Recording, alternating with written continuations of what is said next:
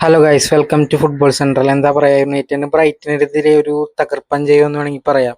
കഴിഞ്ഞൊരു 3 കളിയൊക്കെ ഓൾഡ് ട്രാഫോർഡിൽ വന്നതും എവേയും ഹോമൊക്കെ ആയിട്ട് തോറ്റായിരുന്നു. പക്ഷേ ഈ ഒരു വിജയം റൂബൻ അമോറിമിന് ക്രെഡിറ്റ് കൊടുക്കണം. ആൾ കുറെ ക്രിറ്റിസൈസ് ചെയ്യപ്പെട്ടതാണ്. ആദ്യത്തെ ഗോള് നമ്മൾ കണ്ടതാണ്, മാത്യൂസ് കൂനയുടെ ആ ഗോള്. എന്താ പറയുക, ബ്യൂട്ടിഫുൾ ആയിട്ടുള്ള ഫിനിഷിംഗ് ആയിരുന്നു. ആളൊരു എന്താ പറയുക, ഫ്രണ്ടിൽ മാത്രമല്ല എല്ലാ ഡിഫെൻഡിങ്ങിലാണെങ്കിലും ടീമിനെ നല്ല രീതിയിൽ തന്നെ ഹെൽപ്പ് ചെയ്യുന്നുണ്ടെന്നുള്ളതാണ്. എല്ലാ ഏരിയയിലും ഉണ്ട്.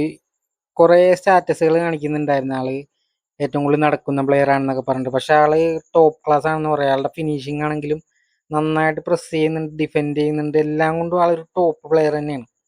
പിന്നെ രണ്ടാമത്തെ ഗോള് നമുക്കറിയാം, കസമീരോന്റെ ആയിരുന്നു. ഒരു ഡിഫ്ലക്ഷൻ തട്ടിയൊരു ഗോളായിരുന്നു.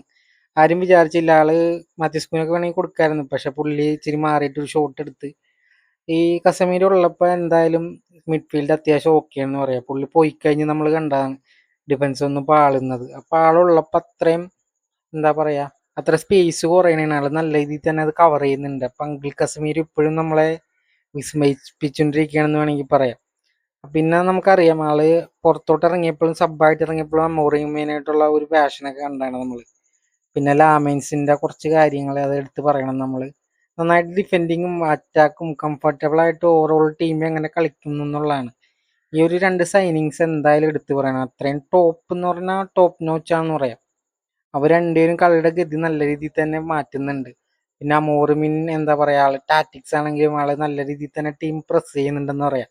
ആ ഒരു പ്രസ്സിങ് നോക്കിയാൽ കാണാം, സെക്കൻഡ് ബോൾ വിൻ ചെയ്യാനായിട്ട് അത്രയും ടോപ്പായിട്ട് ആളെ ടീമിനെ സെറ്റ് ചെയ്ത് വെച്ചിട്ടുണ്ടെന്ന് വേണമെങ്കിൽ പറയാം. നല്ല രീതിയിൽ തന്നെ ആളത് എക്സിക്യൂട്ട് ചെയ്യുന്നുണ്ടെന്നുള്ളതാണ്. അപ്പം അത്രയും എന്താണ് പറയാ, ടീമിനെ നല്ല രീതിയിൽ തന്നെ മാറ്റിയിട്ടുണ്ട്. നാലാമത്തെ എന്താ പൊസിഷനിലേക്ക് വന്നിട്ടുണ്ട്. ഫസ്റ്റ് ആവും എന്നൊക്കെ ഒന്നും പറയുന്നില്ല. ഇത് പറഞ്ഞ പോലെ ഹൈ പ്രസ് ഉണ്ടായിരുന്നു, മിഡ് ബ്ലോക്ക് അത്രയും പെർഫെക്റ്റ് ആളുടെ ഷേപ്പ് തന്നെയായിരുന്നു. അപ്പൊ യുണൈറ്റഡ് ഇപ്പൊ എവിടെയാണ് എത്തി നിൽക്കണേന്ന് ഈ ഹേറ്റേഴ്സിനെ നോക്കിയാൽ കാണാന്നുള്ളു. അപ്പൊ അത്രയും നമുക്ക് റൂബൻ അമോറിമിനെ വേണമെങ്കിൽ ട്രസ്റ്റ് ചെയ്യാൻ പറ്റിയ രണ്ടു മൂന്ന് കാര്യങ്ങളാണ് ആളിപ്പോ നിലവിൽ ചെയ്തു വെച്ചേക്കണത്. ആളുടെ ടീമും ഇപ്പൊ നമ്മൾ 4ാം സ്ഥാനത്ത് എത്തിയിട്ടുണ്ട്. അപ്പൊ വൈകാതെ 1ാം സ്ഥാനത്തേക്ക് വരാൻ പറ്റും. ഹേറ്റേഴ്സ് അപ്പൊ എന്തായാലും ഒന്നും എന്താ പറയാ, വളരെ വിഷമത്തിലായിരിക്കും. കാരണം ഒട്ടും വിചാരിച്ചിട്ടുണ്ടാവില്ല യുണൈറ്റഡിന്റെ ഈ ഒരു കംബാക്ക്. എംബ്യൂമോ എന്താ പറയാ, ഈ ഇപ്പോഴത്തെ ഒരു നൈസ് സൈനിങ് ആണെന്ന് പറയാം. റൂബൻ അമോറിമിൻ കൊണ്ടുവന്ന 4 പേരും ടോപ്പ് ക്ലാസ് തന്നെയാണ്. ആളുടെ man of the match performance തന്നെ ഇരുന്ന ആള് കാഴ്ചവെച്ചെന്നുള്ളതാണ്. റീസെന്റ് ആയിട്ടുള്ള എല്ലാ കളിയും ആൾക്ക് have A good game, have A good game. അത് അത്രയും ടോപ്പായിട്ടുള്ള ഫിനിഷിങ്, ലാസ്റ്റ് ആളെ തന്നെ ഒരു രക്ഷകനായി എന്നുള്ളതാണ്. ആളുടെ ആ ഫിനിഷിങ്, അതുപോലെ തന്നെ ബ്രൂണോന്റെ ആ ഫേക്കും എടുത്ത് പറയേണ്ടത് തന്നെയാണ്.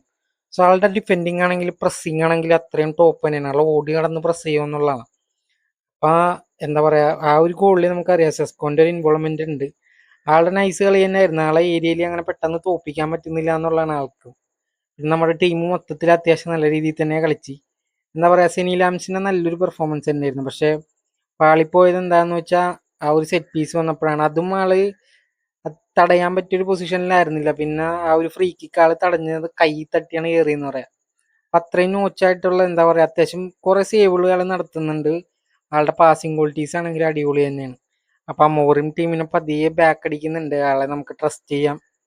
അപ്പൊ എന്തായാലും ടോപ്പായിട്ടുള്ള മാനേജർ തന്നെയാണ്. കുറച്ച് ടൈം കൊടുത്തു കഴിഞ്ഞാൽ ആൾക്ക്, നമുക്കറിയാം യുണൈറ്റഡിൽ അങ്ങനെ വലിയൊരു ടൈമൊന്നും പീരീഡ് കിട്ടുന്ന ഒരു ടീമല്ല. പിന്നെ വെൽബാക്കിന്റെ ഒരു ഫ്രീ കിക്ക് എന്തൊക്കെ വന്നാലും ഒരു എന്താ പറയുക, അമേസിംഗ് ആണെന്ന് തന്നെ പറയാം. പിന്നെ എംബിയുമോടെ പെർഫോമൻസ് നമ്മൾ എടുത്തു പറയേണ്ടതാണ്. ആളുടെ നമ്മൾ കൊണ്ടുവന്ന ഈ ട്രാൻസ്ഫർ വിൻഡോ കൊണ്ടുവന്ന 2 ജെംസ് ആണെങ്കിൽ വേണമെങ്കിൽ പറയാം, മാത്യൂസ് കുഞ്ഞെ. അതുപോലെ എന്താ പറയാ, ഒരു നല്ല 2 സൈനിങ് തന്നെയാണ്. ഇത് വെച്ച് തന്നെ യുണൈറ്റഡിന് എന്തായാലും നല്ല രീതിയിൽ തന്നെ ഈ സീസൺ കുക്ക് ചെയ്യാൻ പറ്റും. അത്രയും ടോപ്പായിട്ടുള്ള സൈനിങ്സ് തന്നെയാണ്. യുണൈറ്റഡ് ഒരു ടീം എന്ന നിലയിൽ നല്ല രീതിയിൽ തന്നെ മാറിയിട്ടുണ്ട്. അത് അവരുടെ ഒരു എന്താ ഒരു മെന്റാലിറ്റി ഷിഫ്റ്റ് തന്നെ നമുക്ക് കാണിച്ചു തന്നിട്ടുണ്ട്. അത്രയും എല്ലാ പ്ലേയേഴ്സും ഒന്നിനൊന്നും വെച്ചോരുന്നു. ഡിഫൻസീവിലാണെങ്കിൽ ഒഫൻസീവിലാണെങ്കിൽ എല്ലാവരും ഹൈ പ്രസ് ചെയ്യണ കാണണമായിരുന്നു. ഓടി ഓടി ആർക്കും എന്താ പറയുക, ഒരു എനർജി കുറവ് ഉണ്ടായിരുന്നില്ല. സെക്കൻഡ് ഹാഫിൽ ആ ഒരു ഈ പറഞ്ഞ പോലെ ആ ഒരു സബ്സ്റ്റിറ്റ്യൂഷൻ വന്നപ്പോഴാണ് കളിയൊന്ന് ഡൗൺ ആയ പോലെ തോന്നിയത്. അല്ലാതെ ടീം എന്തായാലും ടോപ്പ് നോച്ച് തന്നെ എന്ന് പറയാം. അത്രയും ബ്രില്യൻ്റ് ആയിട്ടുള്ള ഒരു പെർഫോമൻസ് തന്നെയായിരുന്നു. ഈ ഒരു സൈനിങ്സ് ഒക്കെ എടുത്തു പറയേണ്ടതാണ്. ഈ 3 പേരും ഫ്രണ്ട് ത്രീ അത്യാവശ്യം നല്ല രീതിയിൽ തന്നെ പുഷ് ചെയ്ത് കളിക്കുന്നുണ്ടെന്നുള്ളതാണ്. പ്രസ്സിങ് ആണെങ്കിൽ എല്ലാം ടീമും നല്ല രീതിയിൽ തന്നെ ചെയ്യുന്നുണ്ട്. നിലവിൽ ഇപ്പോൾ യുണൈറ്റഡ് 4ാം സ്ഥാനത്താണ്. പിന്നെ എന്തായാലും ഒരു പൊങ്ങി വരും. ഒരു ടീം എന്ന നിലയിൽ ഇപ്പോൾ നല്ല കണക്ഷൻ ഉണ്ട് എവിടെ നിന്നായാലും. സൈനിങ്സ് അത്യാവശ്യം നല്ല രീതിയിൽ തന്നെ ലിങ്കപ്പ് ചെയ്ത് കളിക്കുന്നുണ്ട്. ടീം നല്ല രീതിയിൽ തന്നെ മാറിയിട്ടുണ്ട്. പിന്നെ ഒരു എന്താ പറയുക, ഒരു ചെറിയൊരു ക്യാമിയോ റോൾ ആണെങ്കിലും ഹെവൻ അത്യാവശ്യം നല്ല രീതിയിൽ തന്നെ പെർഫോമൻസ് നടത്തി എന്ന് പറയാം. ചെറിയൊരു 25 മിനിറ്റേ കളിച്ചുള്ളൂ, പക്ഷെ അയാളുടെ പെർഫോമൻസ് എടുത്തു പറയേണ്ടതാണ്. എന്തായാലും ഒരു തിരിച്ചുവരവിന്റെ പക്കി തന്നെയാണ് നമുക്ക് പ്രതീക്ഷിക്കാം.